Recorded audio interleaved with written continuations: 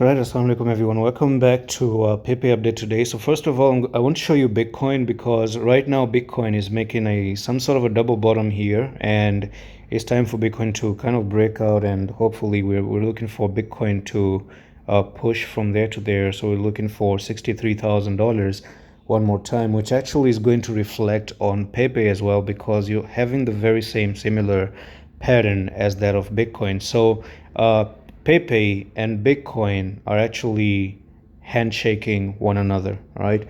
Now, the thing is, if you do end up breaking above this double bottom that I'm looking forward to, then you're looking for a technical target. And I highly believe you're going to do so.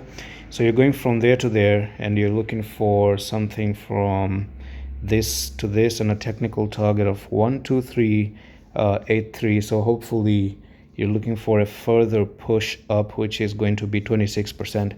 And that's pretty much it, right? Your stop losses remain down 7474. Hopefully we do not go below 7474. And that's all for the video, just a quick one, and I'm going to see you the next one. Love is.